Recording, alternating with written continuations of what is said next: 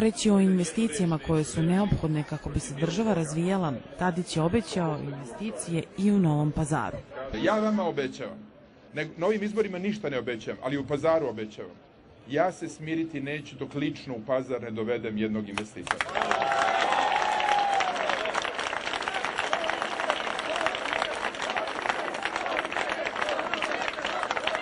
I reći ću vam zašto. Ovaj grad je mnogo patio. Ovaj grad je strašno patio. Ovaj grad koji je imao jednu dinamičnu privredu, a onda se ona počela gasiti u jednom teškom vremenu. Moja obaveza je da pronađem nekog investitora koji bi došao u Pazar.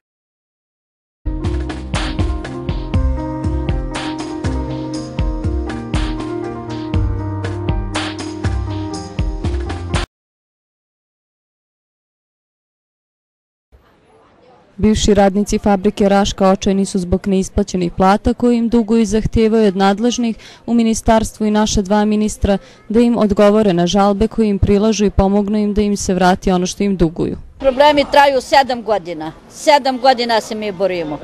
Išli smo za Beograd peške.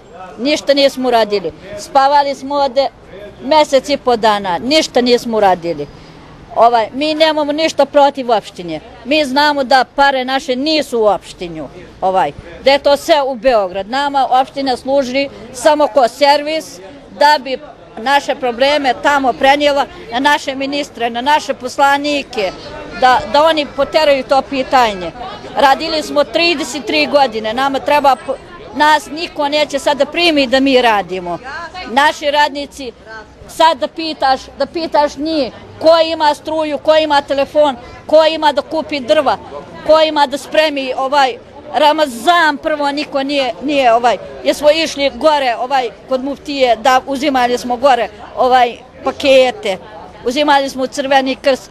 Mi to nismo zaslužili posle 33 godine rada. I 2 ministra i ništa, išli smo peške, putovali koliko dana tamo i bili maltretirani od strane neki zvinu Srbi koji su od četnika.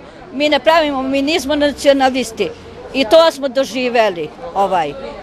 I ne znamo uopšte šta više da radimo.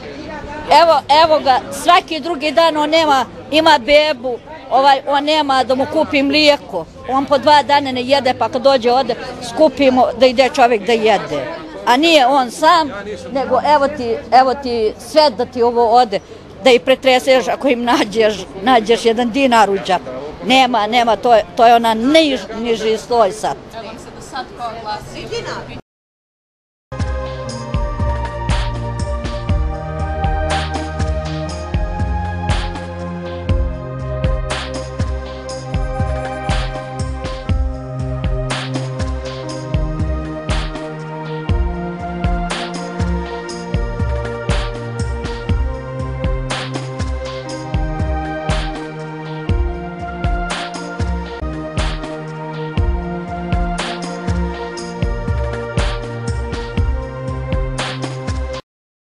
Samom gradu zapazila deponiju smeća. Inače u Novom Pazaru, moj prvi utisak danas je bilo đubre i smeće. Mi govorimo o evropskom Novom Pazaru i govorimo o akciji Zavolite ili Volite Novi Pazar. Ja sam ušla i bila sam šokirana evropskim Novim Pazarom.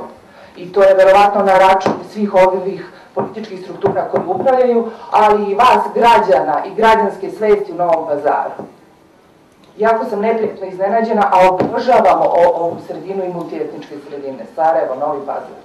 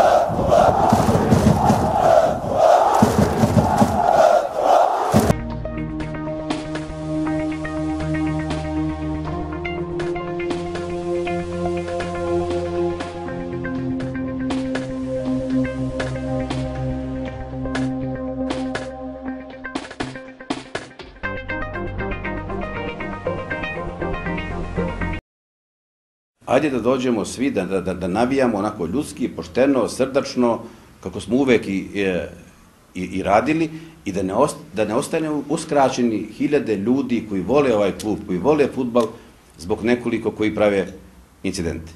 I naravno ono što jeste ove godine bio glavni problem, zbog čega smo najvećim delom i došli u ovu situaciju, to su navijači, koji umjesto da budu stvarna podrška kluba, koštali su klub i u finansijskom i u sportskom smislu. Polutakmica na svom terenu smo igrali bez publike, to je ogromna finansijska šteta za nas i mi ćemo tu morati da napravimo vrlo jasnu stvar, vrlo jasnu poruku da ovako više naprosto ne može.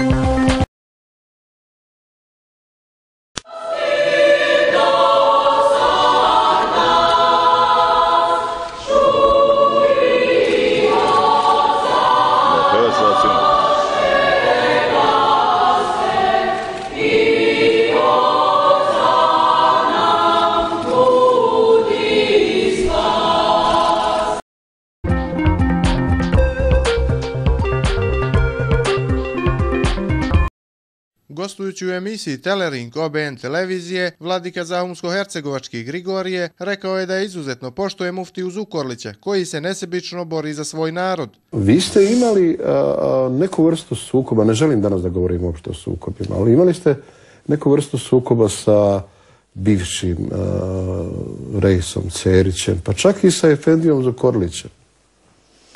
Pa nisu to bili neki sukobi sad kao mi smo nešto u sukobu, nego smo bili na tom nekom verbalnom planu u nekoj situaciji. Sa Zukorlićem je to bilo, ja sam bio vrlo mlad, on je bio malo stariji od mene, ali sam u tom smislu bio nekako prorok. Shvatio sam da je on čovjek ambiciozan, da je sposoban. I sad, naravno, tu smo se našli u nekom studiju, neka je bila priča i ja sam ga, kako bi rekli, stao sam mu na put u tom smislu, onda on naravno pokušao da me skloni, onda je tu došlo do jednog malog razgovora koji je ostao zapamćen. Ali ja njega nikad nisam prestao poštovati kao čovjeka koji se bori za svoj narod, za svoju zajednicu i tako dalje. I uvijek mi je zanimljivo da se sjećam njega i mogu reći da se učim od njega na njegovim greškama i na njegovim dobrim stranama, jer ono što je on u jednom trenutku postao za Sandžak, to se